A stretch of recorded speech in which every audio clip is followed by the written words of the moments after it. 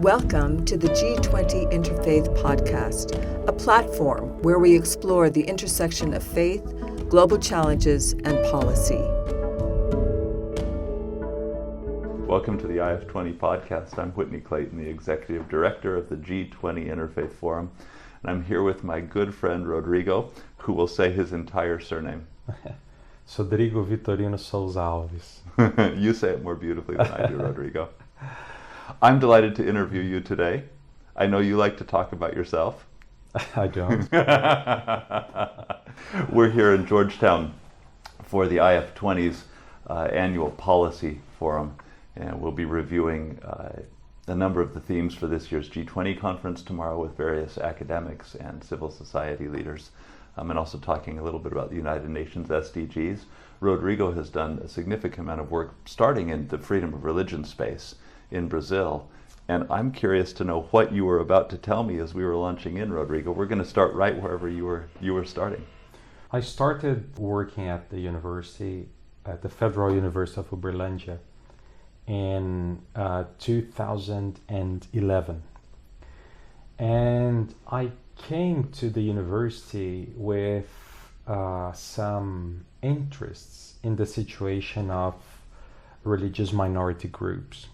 So Brazil is a major Christian country. So we have one of the largest Catholic populations in the world. And also there is a growing number of evangelicals, Protestants in Brazil. And also many other religious groups, including African Brazilian religions. So in the beginning, my knowledge on the field was focused mostly on the situation of Christian groups outside Brazil. So when we hear about intolerance, discrimination, persecution sometimes, right? So then I started digging a little bit more and learning about the situation of various other religious groups in the world. And by the end of 2012, we at the university, I started a small study group with students from my university to learn about the situation of religious freedom in the world, including Brazil. So from that seed, we created, the center developed, the Brazilian Center of Studies in Law and Religion, where we tried to learn more about the situation of the various religious groups in the country and elsewhere, and also the dynamics of the relationship between law and religion. So right in the beginning of my career at the university, this became the law and religion interactions were at the center of my research and outreach interests at the university, and we've been doing that for around 14 years. Fantastic. Around Does that mean then that you went through your own education, undergrad and your legal studies prior to becoming a professor without yet specializing in law and religion? During my law degree and master's, that was completely absent. But my PhD focused on that topic. So I did my PhD at the University of Coimbra in Portugal under the supervision of an amazing scholar, a very sensitive, smart, and well-known scholar in the Portuguese-speaking world and also internationally. That's Professor Jonatas Machado. And it was very helpful to me to study under his supervision. So during my PhD, I focused on that. But before my PhD, no. And before my starting my career as a professor, it was... So go back to when you were in Portugal then, working under that professor. Can you remember the spark or the experience that lit your interest in studying freedom of religion? Was it something in your life? Was it something that the professor introduced you to? Well, it came from the same perspective that I had, like this situation of religious groups outside Brazil. But during my PhD studies, that expanded a little bit, because my PhD studies was like I was already at the university, as an assistant professor. So then I left the university for a while to do my PhD study. So it was like concurrent, what I was doing at the university, but it was, I left for a while and to do my PhDs studies. So it was like the same time. So as that was happening, because you were at that point, you were already a professor, it sounds like. So you were a successful academic. There was all kinds of different compelling topics in the law that you could have studied.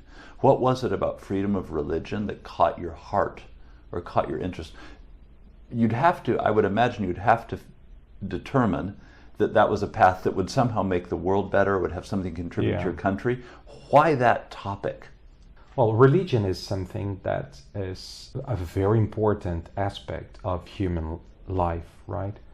And even if you don't have a religion, the dynamics of the relationship between religion and state is very relevant to everyone. If you have more restrictions or less restrictions, if you have more freedom or less freedom, that's at the heart of human dignity of everyone. So that's a theme that is important for minorities, for majorities. I think it also speaks to the heart and how someone understands his or her place in the world, right? I think because of this relevance of religious freedom for everyone, it became also an important interest, academic interest to me, I think. Yeah, that's interesting. Yeah. It seems to me also, if I'm hearing correctly, that you became more familiar with the subject and dove in while you were out of your own country. You were in Portugal, which is a different religious context than in Brazil. So did you find that what you were learning and studying in Portugal was then, how do you contrast that with what you were experiencing in Brazil? Not because I was in Portugal, but my studies focused on different experiences as well. So I studied most of the European court cases, like the situation in Africa, in Asian countries, in North America, in the United States, Canada, and Mexico, in Latin American countries. So I did although I was in Portugal, my studies didn't focus on the Portuguese situation. It was much broader. So that was very helpful. So when you understand, when you are in contact with other cultures and you see the situation of groups that are different than the groups that you have in your own country, so it became even more relevant. Like for me, it is like it's really a global theme, like the issues are not faced just by minority religions in Brazil or in Portugal. It's, everywhere. So, So maybe the implication is that because you were slightly outside of your own national context, that you were able to study groups and traditions and religions that were different from your own originally, but then see things a little bit more clearly. Yeah, I think. And then apply it back to your own country? Yes. Well, I still work internationally, but when I went back to Brazil, our center also started dealing with many local issues as well. So we were able, I myself, but we as a center were more able to deal with local issues from a comparative perspective, which is very helpful. From a comparative perspective? Yeah. What is the state of freedom of religion in Brazil? Well, historically, we could go back centuries, right? And look to the colonial times, for example, when the Catholic missionaries came to Brazil. So we have all that situation that many people know, right? When the indigenous populations got in touch with Christianity, and of course we had violence, we had a deep cultural impact in the indigenous people's lives. So after that, Brazil became officially a Catholic country, and so we are talking about the 19th century. And by the end of the 19th century, we had our separation between church and state event, right? It was in 1890s. And so after that, the state became non-religious, non-denominational. But the Catholic Church was the Catholics were officially around 90% of the population, right? And that it remained like that until 1970s. So after the 70s, especially the evangelical movement started growing very fast. When I say evangelical, I mean Protestants, historical Protestants, Pentecostals, and other groups. So from the 70s to now, the evangelicals in general were growing very fast. And recently, what we've seen is that there is now also other groups that are growing fast. The nuns, the non-religious, agnostics, atheists, non-religious affiliated, and the number of African Brazilian groups, people, is also growing. I mean, it's just a small part of the demographics, but it is increasing.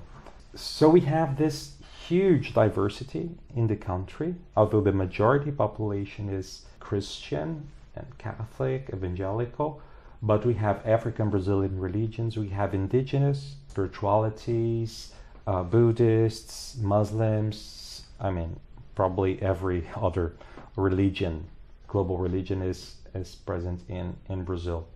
So we have this huge diversity, and it means that we live relatively peacefully in the country. So, well, we don't have like an internal like war or huge conflict in Brazil. There's not religious violence significant. But there are events of violence, and there is there are tensions, right? So we hear about like on the news or in especially from the news, situations like violence or discrimination, more violent discrimination sometimes. We are a huge country with more than 200 million people. Of course, we have violence, discrimination and everything. But I think the most relevant issue right now is the tensions related to religious freedom of expression, religious expression, like what are the limits, if one speech is discriminatory or not, if it is intolerance or not, if it is hate speech, what incitement to hatred and things like that, and the political aspect of those religious interactions. So what are the limits, for example, for a religious leader to express politically in a religious environment or, I don't know, on social media. So yes, we have relative peace. It's okay, but we have events of violence and also those tensions that are everywhere, especially between majority Christians and African Brazilian religions. So that's where we see the most of the tensions regarding freedom of expression. Well, it sounds like you have relative peace, yeah, and you also have relative freedom of religion. Because that's 130 years of history, roughly, that you've described, and it sounds quite dynamic. Yeah. So there must actually be a constant kind of a freedom of religion in Brazil that allows that dynamism to occur. Is that accurate? Yes. When we look to the law, I mean, we have religious freedom and separation between religion and state since 1890s, right? So it was our first Republican Constitution, which was inspired by the French Constitution and the American Constitution, the First Amendment. So we have a religious freedom and a non-establishment clauses in the first Republican Constitution. So when we look to the legal dimension, yes, we do have religious freedom since those times. we do have separation between religion and state since those times. So that's the legal dimension. The social dimension is, of course, different. How law is applicable in the concrete situation, it's different. Of course, we don't have real religion-state separation during more than a century. You know, we have times of closer influence or cooperation, times of distance. So, I mean, it's a very dynamic. Sometimes the interpretation of the law is more prejudicial to religious minorities. Sometimes it's more inclusive. So I would say that now we are in a trend of more inclusive interpretation. But not that the majorities are forgotten.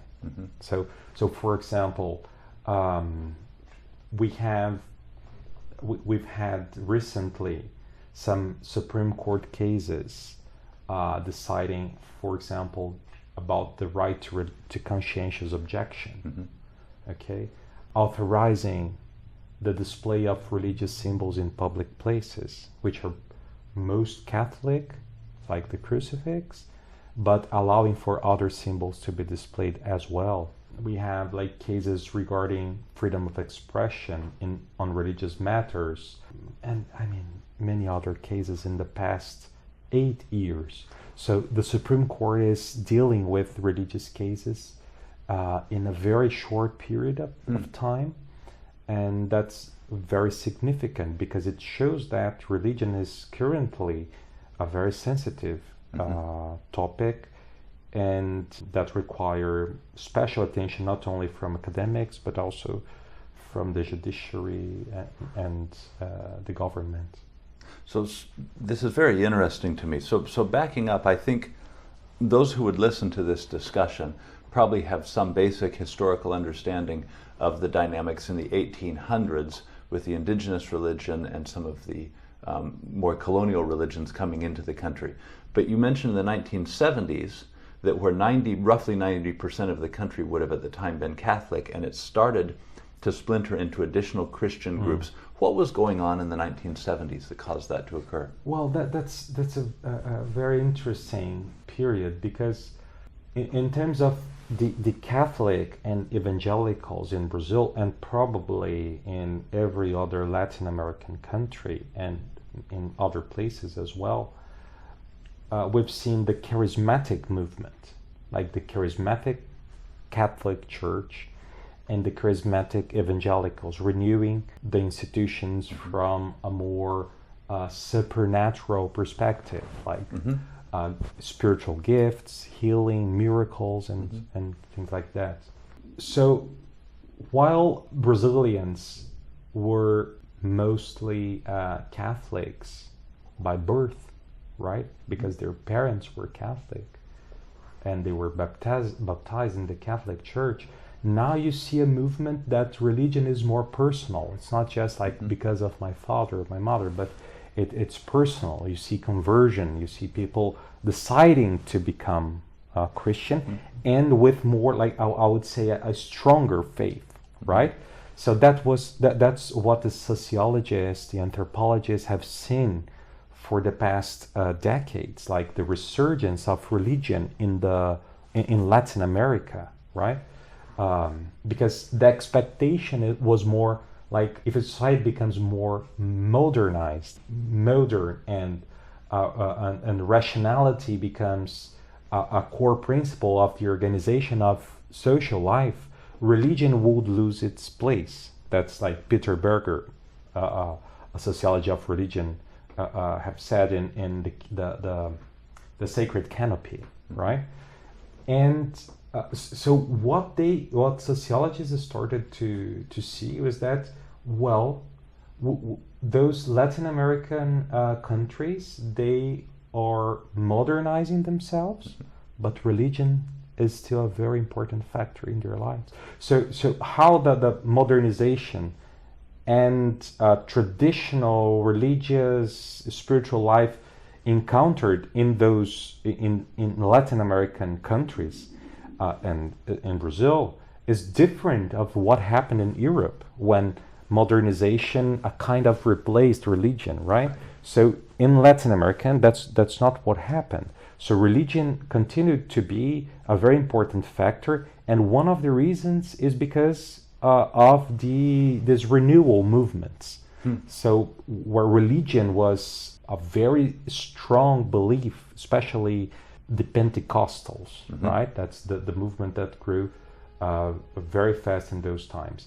So I think that the nature of the religious belief is one factor of this, let's say, new aspects of religious belief, with the emphasis on supernatural things, miracles, healing, and other aspects, but also media. In the 70s, we had our first TV show directed by a religious leader. It was like a televangelist. That's a phenomenon that I think started in the United States. We're familiar with that in the United States. Yeah, so that's when it started in Brazil, and it became very popular. So I think those two elements, like the Pentecostal, the charismatic, supernatural movements, and media, I think these two things contributed to the expansion of the evangelical faith in Brazil. And you don't see at that time other religious groups doing that. You don't see African Brazilians, you don't see the Catholics, right? And so... Well, at the same time, in that same period of the 70s, was there any effect from the Catholic liberation theology movement in Brazil? Yes, well, the 70s was a very complex time. Yeah. So we had the military dictatorship in Brazil since the 60s. So the military was on government, and of course the idea was the fight against communism. Yes. Right? And the liberation theology was associated with that, somehow associated with that, with a more left wing perspective and socialism. So it was a very important movement in Brazil, and it inspired many changes in the Catholic Church in the country, and also inspired movements in other religious groups. So it was a very important theological perspective that developed in Brazil and in other Latin American countries as well. But in terms of this expansion of the evangelical movement, those big demographic changes, I don't see that as relevant. Interesting. I'm probably mistaken, but it's not a part of this dynamic. Of course, because of that, many things changed in religious perspectives, but I don't see clearly the impact on the demographics. But I'm probably mistaken. So tell me a little more then. That's really interesting. If we rewound hundreds of years to Brazil, all through the colonization period, I assume there would have been a dynamic between the traditional or indigenous religions and spiritual practices and then the Catholic practices that were coming in. And you've given us a really compelling history of how that's played out over the last 130 years or so. Subsequent to the 1970s, what have you seen in the dynamics with those traditional or indigenous spiritual practices? Are those also experiencing a resurgence? Are they fundamentally lost? Where does that kind of stand in Brazil? Well, so what happened during the colonial times is that most of the indigenous groups just disappeared, right? Because of violence, because of assimilation or of disease, maybe diseases and everything that came with the colonization. Yeah, so the remaining indigenous populations in the country, that is, they're everywhere in Brazil. So usually we associate them with the Amazon region, where you can find most of those indigenous groups. But you see indigenous populations in different parts of the country, living in their tribes, in their areas. So what happens is that nowadays you have those isolated indigenous populations that they want to become to remain isolated, or because it happens that they are just isolated somewhere in the middle of the Amazon jungle, hard to reach, but sometimes you can see them by like drones or hidden cameras. I think the rest of the world fails to appreciate how huge the Amazon basin is. Yeah, it is huge. It's huge. Yeah. And so what we see now is a more complex situation, because you have within the indigenous ethnic groups there is now religious diversity, because you have indigenous that keep their traditional lives and spiritualities.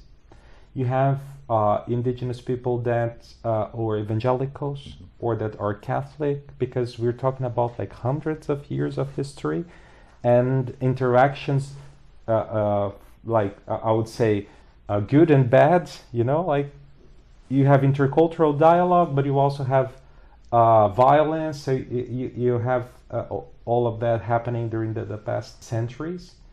So I had a very interesting experience in the Amazon once. So I went to with a group of anthropologists. We went to visit an indigenous tribe, and it was very interesting to hear about their perspectives on their own culture and religion. And so I've met one of the spiritual leaders of that group. So he tried to make the connections between his own spiritual tradition and Christianity, because he was a Christian. So his spiritual entities and the Christian perspectives, and for example, the gift of healing and the spiritual traditional practice of using natural elements and rituals to heal.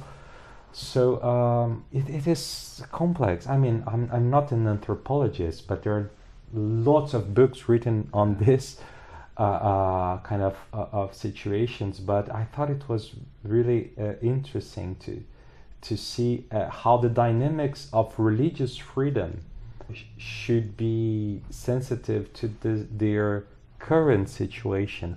So we don't just assume that, oh no, we have to protect them in relation to their own spiritual beliefs, to the indigenous traditional, because sometimes, well, what he's doing now is different from what they've done 200 years ago. So how to deal with that, how to allow them to keep their own traditions, but also to change if they want to change, well, legitimately, not by force. But through their own self-determination. Exactly, their self-determination. From a freedom of religion point of view then, legally speaking, do you find that the situation in Brazil is relatively fair, is relatively even-handed between all these different traditions and forces? Does it favor one over the other? No, I don't think it's fair. Because when we talk about politics, it's about power, and it's about majority, and it's about how the courts decide cases. So what I see is that there is a trend, right, of inclusion and fairness, but we still have the majority of the parliamentarians are usually associated with majority religion, and sometimes you have movements that or forces towards the protection of the majority religious doctrine, for example, or beliefs. But when you look to the Supreme Court cases, most of the cases dealt with religious minorities protection. So I think it's becoming more balanced, but with, for example, in terms of religious symbols in public places, most are Christian. Catholic, sure. More specifically, right? Because some of the symbols are specifically part of the Catholic identity. So and holidays, for example, the official holidays. So most of them are associated with some of them with the Catholic, with the Christian in general. And now you have like some holidays associated, for example, one with African Brazilian religions. So you see that movement, right? But I wouldn't say that's like fair. It's becoming more balanced, I think. Do you then see part of your work as a professor and at the center at your university as advocating for freedom of religion for the religious minorities? Yeah, that's a very important part of what we do.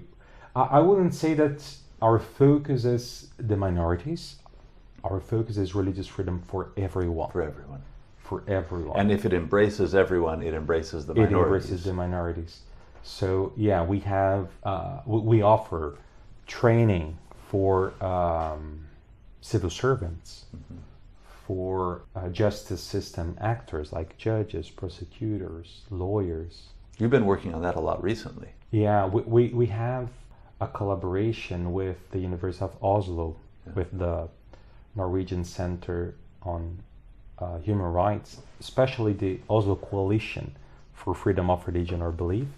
So we've been collaborating with them for a while on this trainings for civil servants in Brazil. So we've trained, I don't know how many people, but maybe 400 or 500 people. Oh, a lot. What's the country. training? What results do you see from it? The training is very simple from a structural perspective. So we aim to train the participants on human rights, international law, and for example, Article 18 of the International Covenant on Civil and Political Rights, that is on religious freedom, Human Rights Declaration, right, and other international documents. Regional instruments as well, especially from the Inter-American System on Human Rights, and Brazilian constitutional and legal perspectives. So we provide this comprehensive framework for religious freedom and religion-state relations.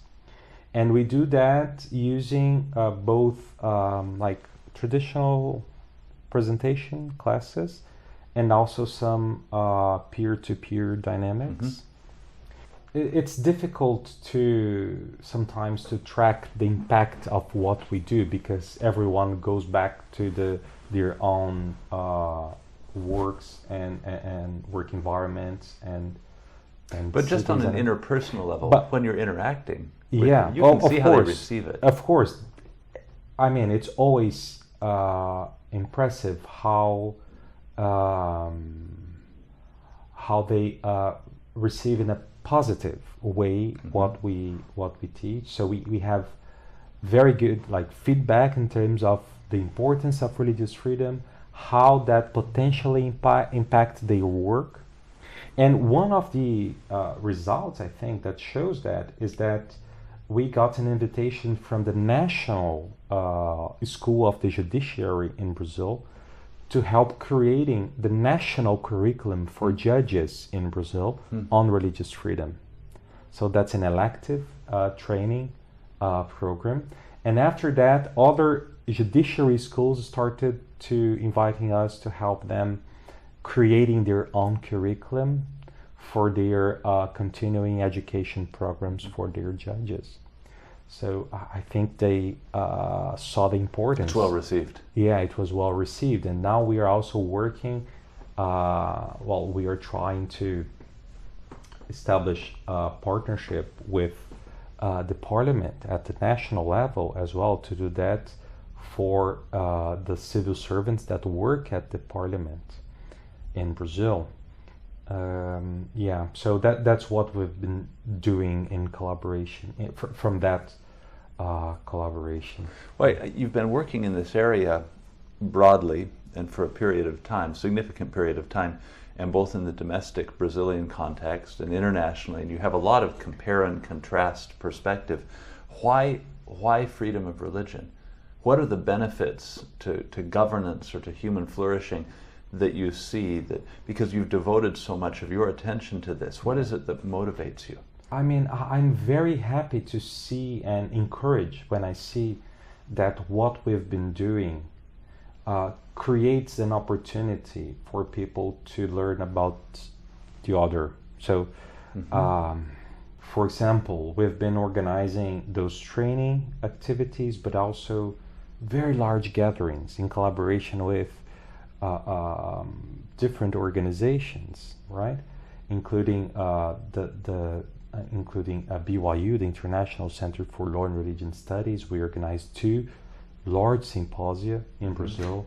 The G20 Interfaith Association. An outstanding organization. We hosted the G20 Interfaith Summit in Brazil with support of the official G20 organizers.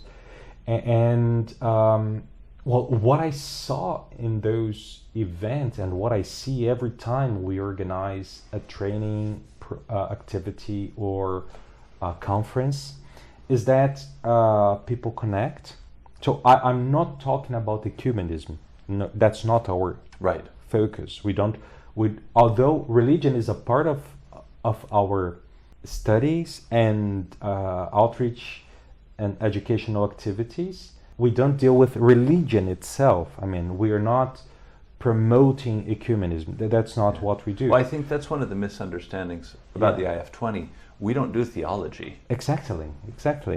But what we see is that, well, people with their different faith backgrounds, their different perspectives, maybe they are from the opposite sides of the tensions I've mentioned. Yeah. Like, or political tensions. Or political or religious tensions that we see in Brazil and in many other places.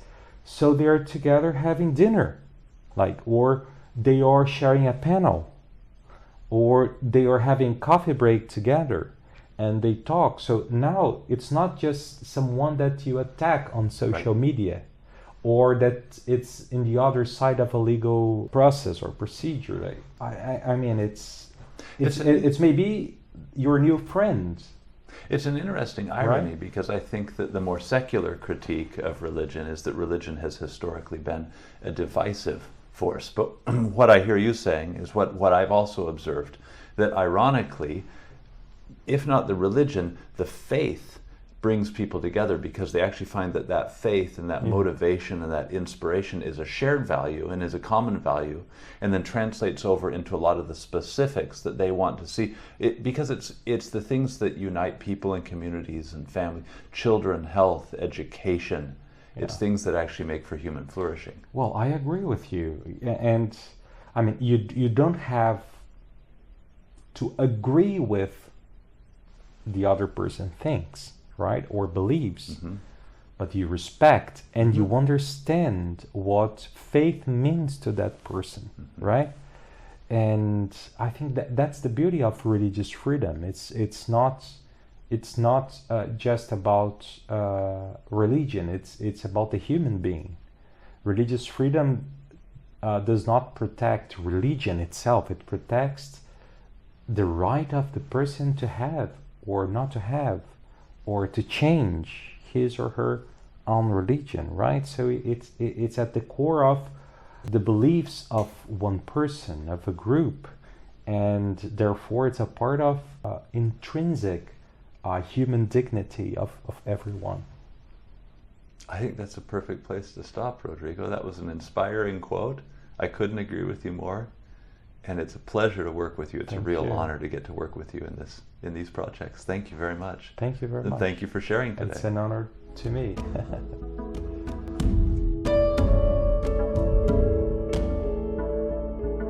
The podcast provides information and discussions on the G20 Interfaith Forum, but the views expressed are those of the individuals involved and not necessarily the official stance of the forum.